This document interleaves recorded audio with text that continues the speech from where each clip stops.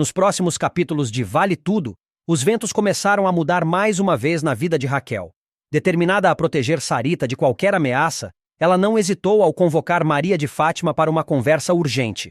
Com um semblante sério, ordenou à filha que reavesse os documentos da menina o quanto antes. Não quero deixar brechas para aquele canalha do Marco Aurélio. Recupere os papéis de Sarita, custe o que custar. Enquanto isso, Celina e Esteban protagonizavam mais uma briga intensa. O relacionamento entre os dois já vinha abalado, mas a gota d'água veio quando Celina acusou o namorado de ter vazado para a imprensa uma foto comprometedora de Heleninha. Você queria prejudicá-la, Esteban. Sempre deixou claro o quanto desprezava o passado dela. Esteban, ferido pela desconfiança, rebateu com amargura. Se nem você acredita em mim, então acabou. E assim, o relacionamento terminou ali, com palavras duras e ressentimentos profundos. Laís, abalada, procurou Raquel para compartilhar uma notícia perturbadora. Ela havia recebido uma notificação oficial do Juizado de Menores. Marco Aurélio estava solicitando a guarda de Sarita. Ele quer levar a menina, Raquel.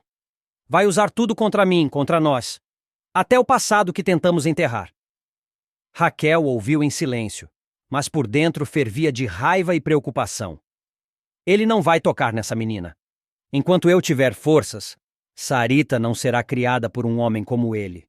Do outro lado da cidade, Tiago enfrentava seus próprios dilemas. Em meio a tantas incertezas, Fernanda se mostrava sua principal aliada. Com ternura e firmeza, ela o incentivava a seguir em frente, apesar dos obstáculos. Você tem um bom coração, Tiago, e eu acredito em você.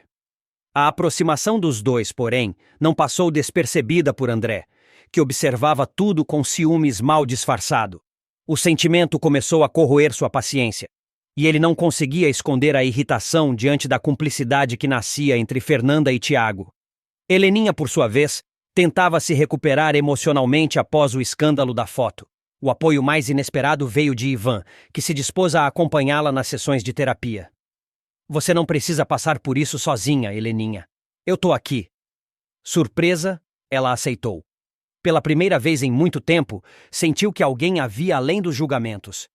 E no meio do caos e das reviravoltas, uma cena doce trouxe leveza ao dia. Renato, em um gesto sincero e romântico, tomou coragem para pedir Solange em namoro. Eu quero estar ao seu lado, Solange. Não só hoje, mas em todos os dias que vierem. Com um sorriso emocionado, ela disse sim.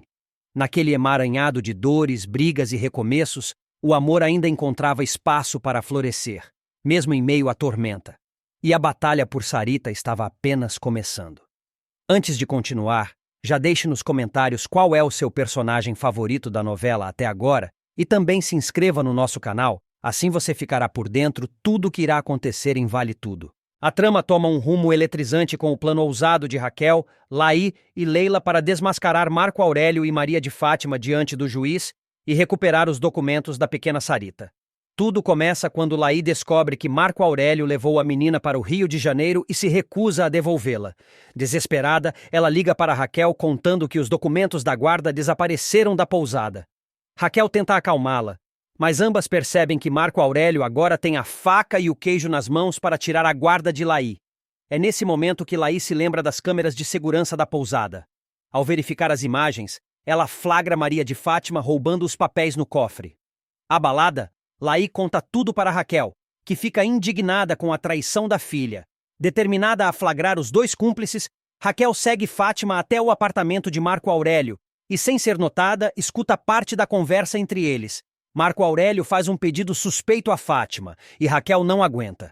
Invade o local, confronta os dois e expõe a armação. Marco Aurélio ameaça chamar a polícia, mas Raquel não se intimida. Laí chega e se une a Raquel, prometendo revirar o apartamento até encontrar os documentos. Marco Aurélio, furioso, chama a polícia, e Raquel responde que revelará os desvios de dólares da TCA. Leila então aparece no meio do tumulto e presencia o embate. Marco Aurélio tenta convencê-la de que Raquel e Laí são loucas, mas Leila começa a perceber a gravidade da situação ao ver o desespero de Laí. A polícia retira Raquel e Laí do local, mas Leila se solidariza e promete ajudá-las. Mais tarde, Leila encontra os documentos no cofre e também um outro papel que a choca profundamente. Ela decide ajudar, mas com cautela. Raquel e Laí marcam uma audiência de emergência com o juiz. No tribunal, Marco Aurélio surge acompanhado de Fátima e tenta intimidar as rivais.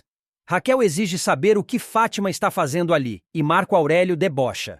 Laí o acusa de se aproveitar do estado de saúde da irmã para roubar Sarita, e insinua que ele pode estar envolvido no acidente de Cecília.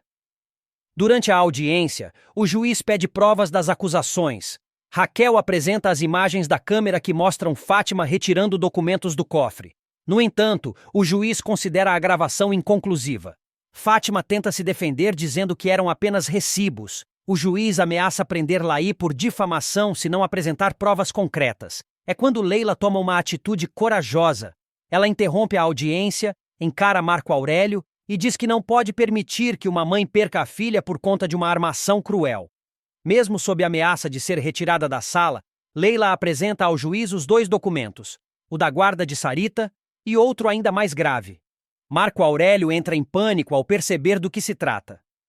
Leila revela que descobriu um plano detalhado de Marco Aurélio para causar o acidente de Cecília, com o objetivo de facilitar a tomada da guarda de Sarita. O juiz, indignado, decide na hora. A guarda da menina ficará com Laí, e Marco Aurélio será preso imediatamente. Raquel, emocionada, agradece o gesto heróico de Leila. A cena termina com Raquel dando uma lição em Maria de Fátima, revoltada com a traição da própria filha. A audiência é um divisor de águas na novela, mostrando que a justiça pode prevalecer mesmo diante de tanta maldade.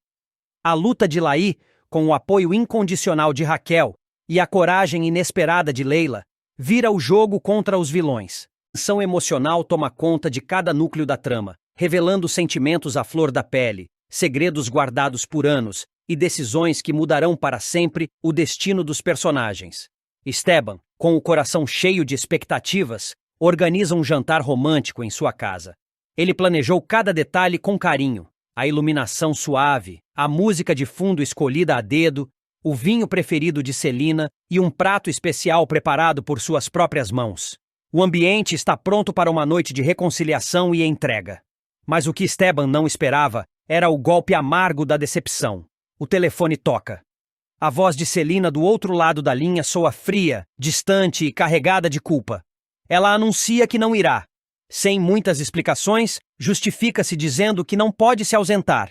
Sua sobrinha está passando por um momento delicado, e ela não teria paz para embarcar em uma viagem romântica enquanto a menina precisa de apoio. Sozinha em seu quarto, Celina encara o teto e seus próprios dilemas. Por mais que deseje viver esse novo amor, sente que não pode virar as costas para a família.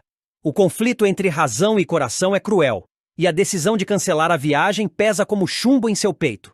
Mas ela sabe, há momentos em que é preciso abdicar dos próprios sonhos para cuidar de quem mais precisa. Mesmo sem dizer em voz alta, ela se despede silenciosamente de uma chance de felicidade. Enquanto isso, do outro lado da cidade, a fúria de Maria de Fátima atinge seu ápice. Ela descobre, em meio a extratos bancários e movimentações suspeitas, que César teve a coragem de roubar dinheiro da sua conta. O escândalo é inevitável. Aos berros ela o confronta. Você é um canalha! Roubou meu dinheiro como um ladrão barato!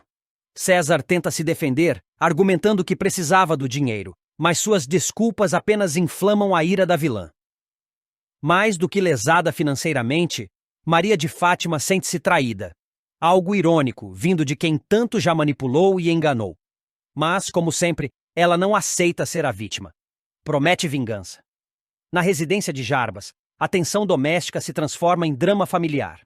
Consuelo, sua esposa, informa que Mariucci, a mãe dele, não poderá mais ficar hospedada ali. Pequenas brigas, desacordos sobre regras da casa e diferenças de convivência se acumularam até o ponto de ruptura. Jarbas tenta argumentar, mas percebe que o ambiente se tornou insustentável. Dilacerado entre o amor pela mãe e o compromisso com a esposa, ele se vê obrigado a tomar uma decisão difícil. Enquanto essas tensões se desenrolam, Laís age com impulso e coragem. Incapaz de aceitar a situação nebulosa que envolve Sarita, ela decide viajar ao Rio de Janeiro para esclarecer tudo sobre os documentos desaparecidos da criança. No caminho, cruza com Heleninha, que faz um gesto raro. Pede desculpas a Celina por atitudes impensadas do passado. A reconciliação é lenta, mas genuína. Uma rachadura antiga começa a cicatrizar. Mas a verdadeira bomba da semana explode quando Laís descobre que foi Maria de Fátima quem furtou os documentos de Sarita. A indignação de Raquel é imediata. Sem pensar duas vezes, ela confronta a vilã. Como você teve coragem de roubar algo que pertence a uma criança? Você ultrapassou todos os limites. Maria de Fátima, encurralada, tenta se justificar com meias-verdades, mas dessa vez, suas palavras não convencem nem mesmo os aliados mais próximos. É nesse cenário já carregado de tensão que ocorre um dos momentos mais impactantes da trama. O retorno de Leonardo, filho de Odete, dado como morto há mais de uma década. A revelação acontece de maneira teatral, quase cinematográfica. Nise, tremendo de nervosismo e com o rosto carregado de emoção, empurra uma cadeira de rodas pela mansão de Celina. Sentado nela está Leonardo, vivo. Celina, Afonso e Heleninha ficam em estado de choque. Nise, com a voz firme e decidida, anuncia: Leonardo está vivo, e tem 3 revelações que vão mudar tudo o que vocês pensavam saber. O silêncio na sala é absoluto. O impacto não é apenas pela presença do rapaz, mas também pelo que ele representa. A prova viva de que Odete escondeu durante anos um crime imperdoável. Em cenas paralelas, vemos o lado sombrio da vilã emergir mais uma vez. Ao saber do retorno de Nise com Leonardo, Odete liga para um capanga e ordena que os dois sejam eliminados. A crueldade não tem limites. Ela ainda manda incendiar a casa para destruir qualquer evidência. O plano sórdido, no entanto, falha. Nise escuta tudo escondida e, revoltada, corre até Leonardo. Mesmo debilitado, ele consegue falar com esforço. Me leve até minha irmã. A verdade precisa ser dita. Com coragem, Nise o leva até a casa dos Almeida Reutemann. Ao chegar, ela encara todos os olhares desconfiados e declara: chegou a hora de desmascarar Odete. O suspense atinge seu auge quando Odete aparece, sem saber do que está prestes a acontecer. Confiante, ela tenta minimizar a presença de Nise, mas é surpreendida quando vê Leonardo em sua cadeira de rodas. A máscara da vilania começa a cair. Leonardo, com voz fraca, mas determinada, exige a presença da polícia. Eugênio, o mordomo, já havia chamado as autoridades, prevendo a gravidade da situação. Odete, acuada, chama Eugênio de traidor, mas Celina o defende com firmeza. Você só traiu a mentira, Eugênio, e por isso tem meu respeito. Com os policiais presentes, Leonardo revela o primeiro grande segredo. Quem dirigia o carro no dia do acidente era Odete, e não Heleninha. Passei 13 anos acreditando que matei meu irmão, chora Heleninha. O segundo segredo é ainda mais perturbador. Odete subornou um médico para sabotar a recuperação de Leonardo, condenando-o à cadeira de rodas. Ela queria me apagar da vida dela, diz ele com lágrimas nos olhos. As revelações são devastadoras. A família está em estado de choque. A polícia dá voz de prisão a Odete, que mesmo diante das provas não demonstra arrependimento. Faria tudo de novo, afirma, fria como sempre. Leonardo então promete que ainda revelará um terceiro segredo. O mais terrível de todos. O suspense fica no ar, deixando o público na expectativa máxima. Nise, aliviada por ter rompido o silêncio, encara Odete e diz: você me fez viver com medo, mas agora é você quem vai apodrecer numa cela. Assim se encerra um dos capítulos mais intensos e inesquecíveis de Vale Tudo, marcando o início da queda da grande vilã e a promessa de justiça. O passado finalmente cobra seu preço, e os alicerces de mentiras construídos por Odete começam a ruir. A verdade, enfim, triunfa, mas não sem dor, lágrimas e redenção. Aurélio, mais uma vez guiado por seus interesses escusos, decide estreitar os laços com Leila. De forma calculada, convida a ex-modelo e o filho, Bruno, a se mudarem para sua casa. Com palavras doces e promessas de estabilidade, ele convence Leila de que aquele é o melhor caminho para o futuro do menino. Cansada da instabilidade e buscando um novo recomeço, Leila acaba cedendo. A mudança acontece em poucos dias, e logo mãe e filho já estão instalados na mansão de Marco Aurélio. Ivan, ao saber da mudança repentina de Bruno, sente um aperto no peito. O jornalista fica inquieto, temendo o tipo de influência que Marco Aurélio pode exercer sobre o garoto. Ele conhece o caráter duvidoso do executivo e teme que Bruno seja envolvido em um ambiente cheio de vaidade, ambição e falsas promessas. Preocupado, Ivan tenta conversar com Leila, mas ela está decidida a dar esse passo, acreditando que está fazendo o melhor para seu filho. Enquanto isso, Odete Reutemann segue com seus planos de manipulação e controle. Ao descobrir que Celina pretende viajar, algo que ameaça sua influência sobre o núcleo familiar, Odete recorre à única pessoa que enxerga como uma aliada útil: Maria de Fátima. Em um encontro carregado de tensão e dissimulação, Odete propõe um acordo à jovem ambiciosa. Quer que ela a ajude a sabotar os planos de Celina e promete recompensas generosas em troca. Maria de Fátima, sempre disposta a subir na vida, aceita sem hesitar. Antes de continuar, já deixe nos comentários qual é o seu personagem favorito da novela até agora. E também se inscreva no nosso canal, assim você ficará por dentro tudo o que irá acontecer em Vale Tudo. Paralelamente, Laís vive um drama pessoal angustiante. Ela procura Marco Aurélio para exigir que ele devolva Sarita, sua filha, que está sendo mantida longe dela em mais uma das manipulações do empresário. Desesperada, Laís revira gavetas, cofres, procura nos escritórios. Mas os documentos da menina sumiram. Marco Aurélio nega tudo, mantendo a fachada cínica, e Laís se sente impotente diante de tanta frieza. Eugênio, por sua vez, tenta convencer Celina a comparecer ao jantar organizado por Esteban, insistindo que ela precisa manter as aparências e não deve se isolar por causa dos problemas com Heleninha. Relutante, Celina acaba cedendo.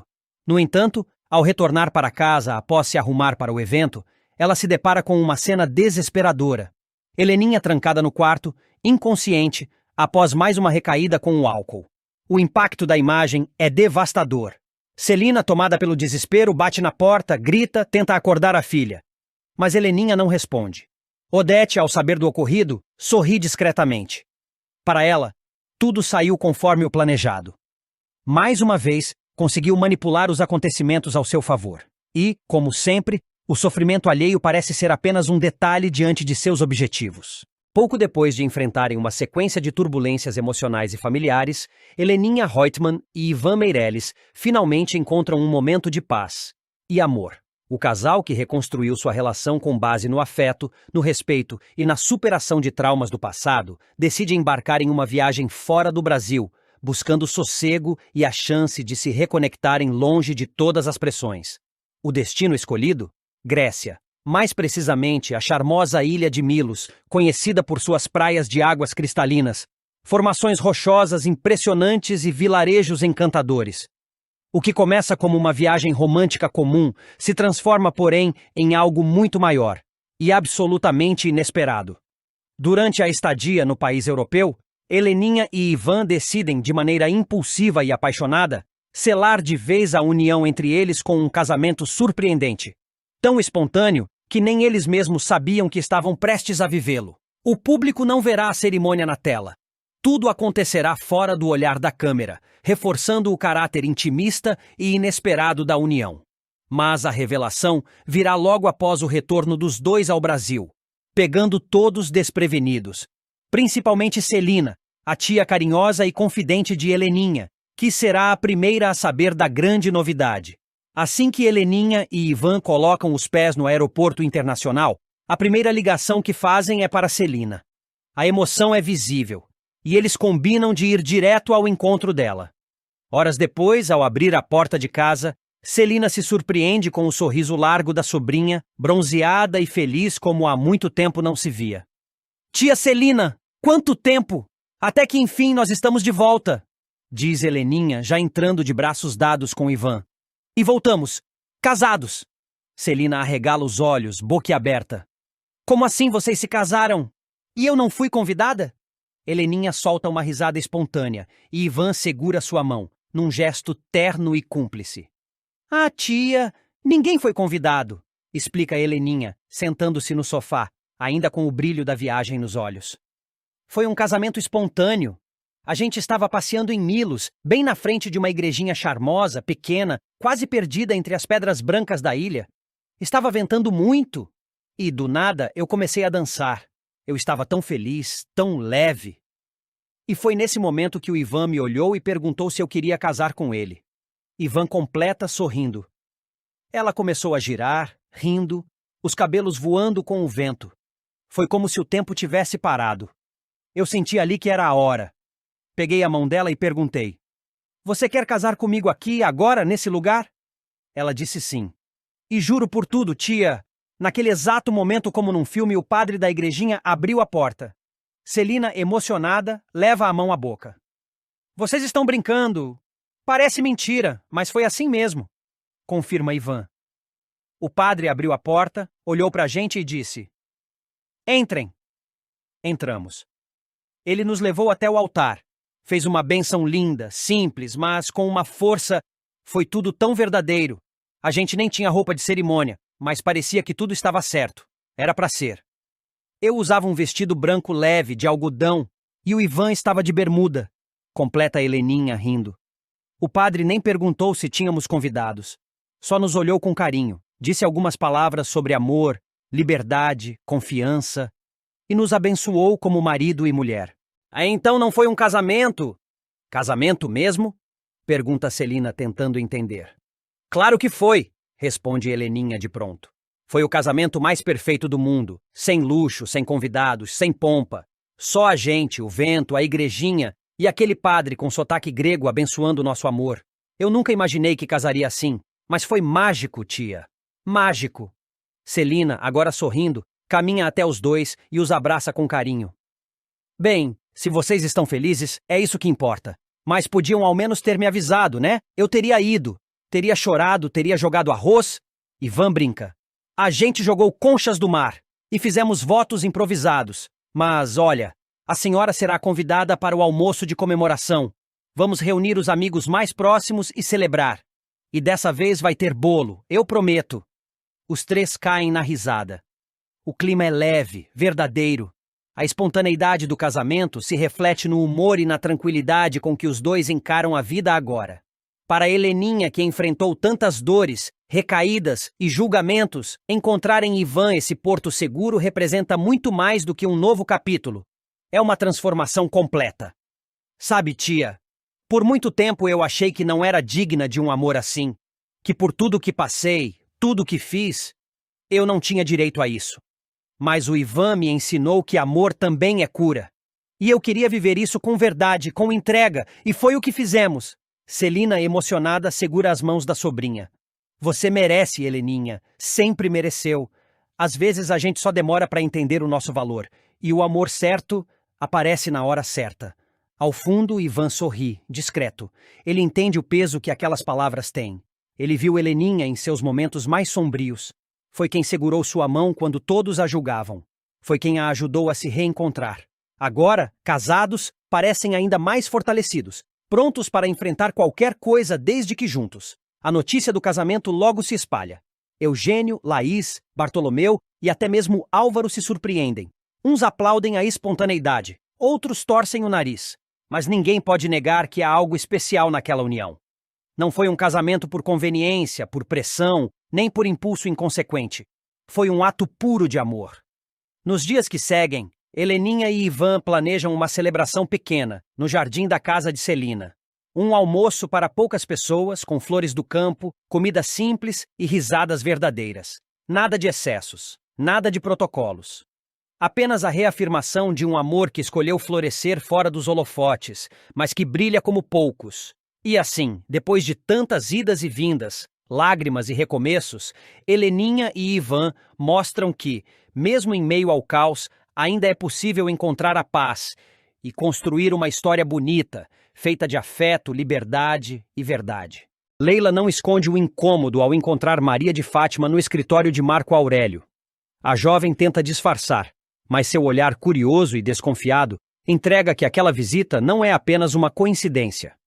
Marco, por sua vez, age com naturalidade, tentando manter o controle da situação, enquanto Leila observa cada gesto da filha de Raquel, tentando entender o real motivo daquela presença ali.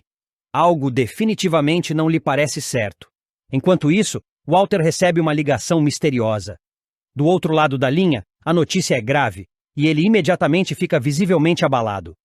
No entanto, ao perceber a presença de Odete por perto, ele rapidamente se recompõe.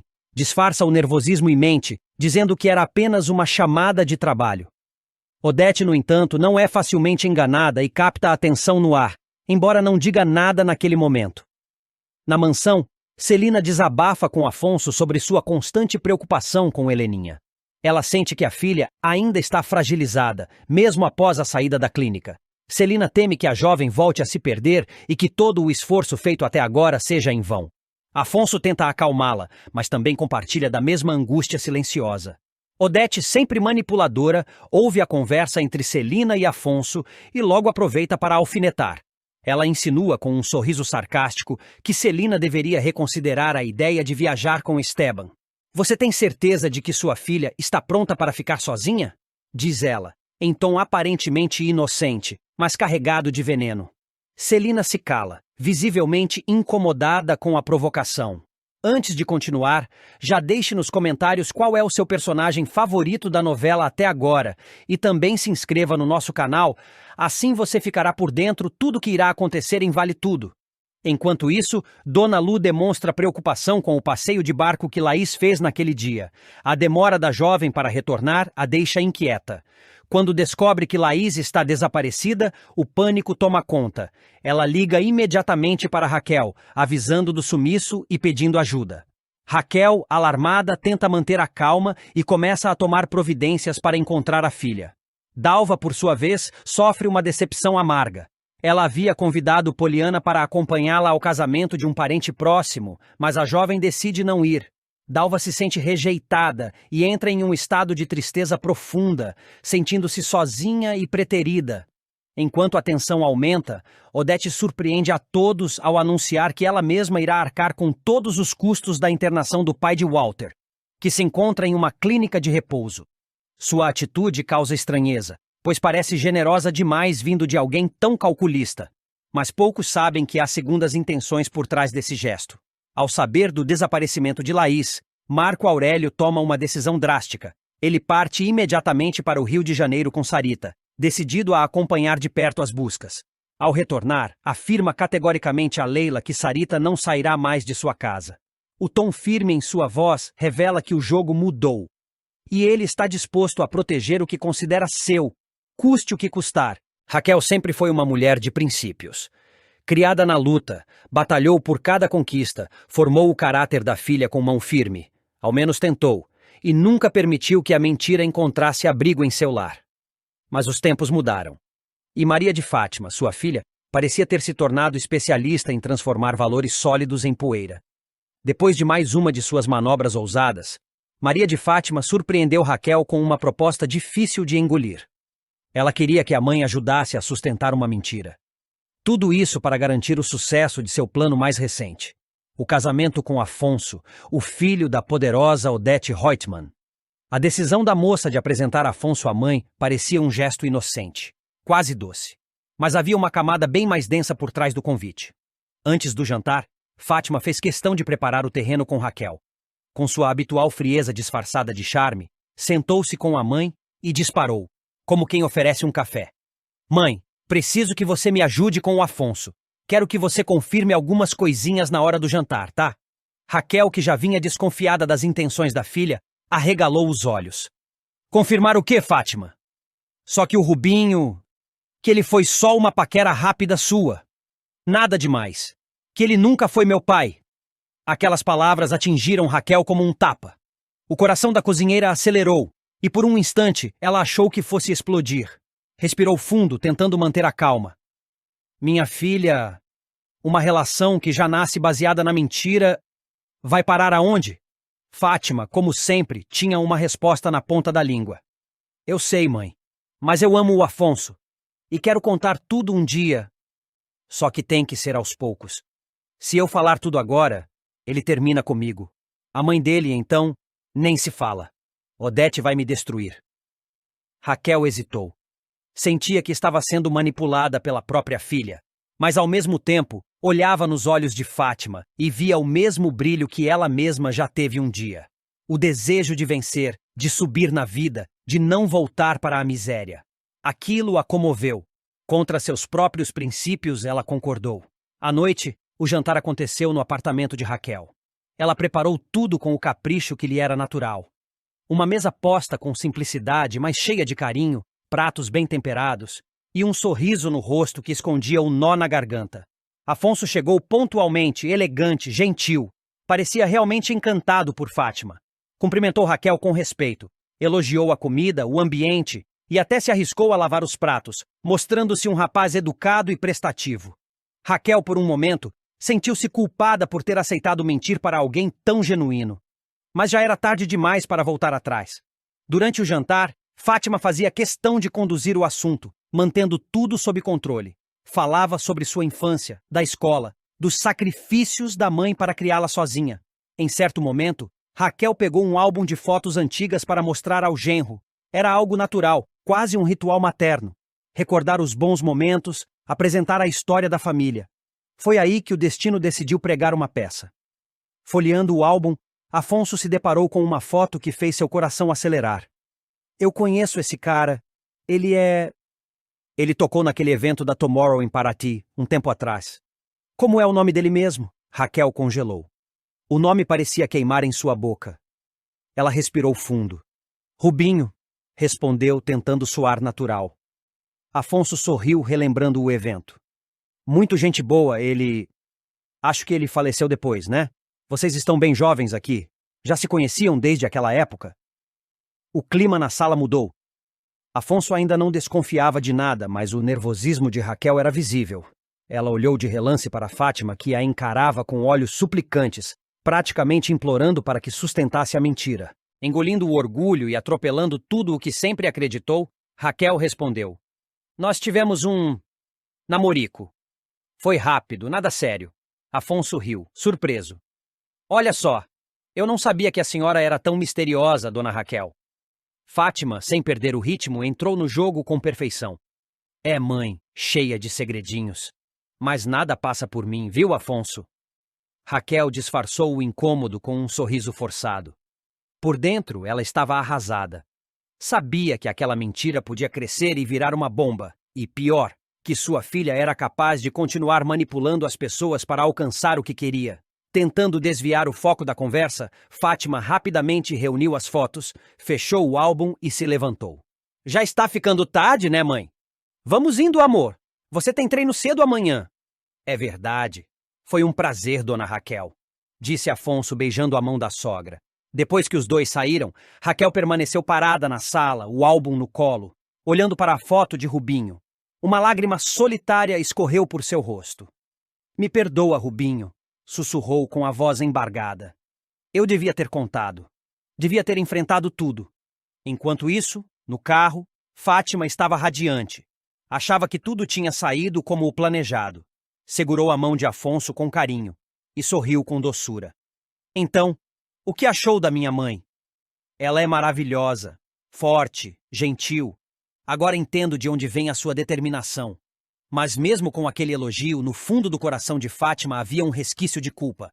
Ela sabia que aquela história tinha sido construída sobre um alicerce podre, e que cedo ou tarde a verdade viria à tona. O problema era, quando isso acontecesse, quem ainda estaria ao seu lado? Do outro lado da cidade, Odete Reutemann estava em sua mansão, mexendo em seus arquivos, observando atentamente uma ficha com o nome Maria de Fátima Accioli em destaque. Ela não confiava naquela moça. Algo lhe dizia que havia mais do que os olhos podiam ver. E Odete, quando desconfiava de alguém, não descansava até descobrir tudo. Nos dias seguintes, Raquel mal conseguia dormir. A mentira que havia contado não saía de sua cabeça. Ela se lembrava de Rubinho com carinho, das conversas, dos momentos de ternura. Ele havia sido mais do que um namorico. Tinha sido um amigo, um companheiro, alguém que merecia ser reconhecido como pai de Fátima. Mas agora, com ele morto e enterrado, a verdade parecia enterrada junto. Ainda assim, uma parte de Raquel acreditava que a filha acabaria revelando tudo, talvez no momento certo, como prometeu. Mas a outra parte, mais racional, sabia que Maria de Fátima era movida por ambição, não por remorso. E o casamento com Afonso seria mesmo por amor, ou mais uma jogada para ascender socialmente? Naquele instante, Raquel percebeu que havia cruzado uma linha da qual talvez nunca pudesse voltar. Havia traído seus princípios, sim, mas o pior era ter feito isso pelas mãos da filha. E no fundo, o que mais a assustava era perceber que, por amor a Fátima, ainda poderia mentir de novo. Maria de Fátima está decidida a se firmar de vez no mundo da alta sociedade, e para isso não hesita em fazer alianças perigosas. Em uma conversa tensa e cheia de segundas intenções, ela oferece ajuda a Marco Aurélio em uma situação delicada, mas deixa claro que nada vem de graça. Com um olhar calculista, afirma: Eu posso te ajudar, Marco, mas você vai me dever um favor. E dos grandes. O executivo, mesmo desconfiado, aceita a proposta. Ele sabe que Maria de Fátima é ambiciosa, mas também é esperta. E naquele momento, ela era a única que podia livrá-lo de um problema maior. Enquanto isso, em outro ponto da cidade, o novo emprego de Bartolomeu causa polêmica. Eunice e Ivan, seus pais, estão preocupados com os rumos que a vida do filho vem tomando. Eles não aprovam o ambiente em que ele vai trabalhar e temem que isso o afaste dos princípios que sempre defenderam. Esse trabalho não combina com você, Bartô, diz Eunice, visivelmente aflita. É perigoso e instável, você merece mais, completa Ivan. Mas Bartolomeu está determinado a seguir o próprio caminho, ainda que isso signifique contrariar os pais. Na pousada, Raquel começa a desconfiar das movimentações de César. Ao flagrá-lo observando Maria de Fátima de longe, sua reação é imediata. Se você está seguindo minha filha, vai se ver comigo, ameaça, encarando César com firmeza. Ele tenta se defender, dizendo que tudo não passa de coincidência, mas Raquel não está convencida. No apartamento dos Lacerda, Heleninha escuta a discussão e, mais tarde, conversa com Renato. Ela sugere que ele entreviste Bartolomeu para uma vaga em sua empresa, talvez assim ele consiga um rumo melhor na vida. Ele é bom garoto, só precisa de uma chance, diz Heleninha, sempre sensível às dificuldades dos outros. Enquanto tudo isso acontece, Maria de Fátima age pelas sombras. Usando de sua lábia e artimanhas, consegue pegar o código do cofre da pousada, que havia sido passado por Laís para Raquel com extrema confiança. Sem que ninguém perceba, ela abre o cofre e tem acesso a documentos importantes. Exatamente os papéis que Marco Aurélio tanto precisava. Ao mesmo tempo, Dalva se prepara para um evento familiar importante. Sentindo-se fragilizada e querendo companhia, ela convida Poliana para acompanhá-la. Vai ser bom ter você por perto, minha filha. Essas reuniões de família sempre me deixam mexida, confessa. Antes de continuar, já deixe nos comentários qual é o seu personagem favorito da novela até agora e também se inscreva no nosso canal. Assim você ficará por dentro tudo o que irá acontecer em Vale Tudo. Ivan está cada vez mais desconfiado de que há algo errado nos bastidores da TCA. Sua intuição, afiada como sempre, começa a se acender quando Marco Aurélio anuncia algumas transferências de funcionários para sedes internacionais da empresa. Entre os nomes, um em especial chama sua atenção: César Ribeiro. Além de você, vão mais 3 funcionários, diz Marco Aurélio em tom casual. A Yolanda Martinez, do RH, o Otávio e um outro funcionário que provavelmente você nem conhece, o César Ribeiro, vai ficar locado em Paris. Ivan disfarça o espanto ao ouvir o nome, mas por dentro sente o coração bater mais forte. César Ribeiro? Pergunta ele, tentando manter a voz neutra. É. Conhece ele? Devolve Marco Aurélio o olhar atento, como se sondasse a reação do colega. Ivan hesita por um segundo, então mente friamente. Quando você falou, eu achei que sim, mas agora acho que estou confundindo com outro César. O clima entre os dois fica carregado. Há uma desconfiança mútua e silenciosa no ar. Ivan percebe que está lidando com um jogo perigoso e que qualquer passo em falso pode custar caro. Ele sabe que Marco Aurélio não é alguém a se confiar. E agora, César parece estar mais envolvido nessa teia de corrupção do que ele imaginava.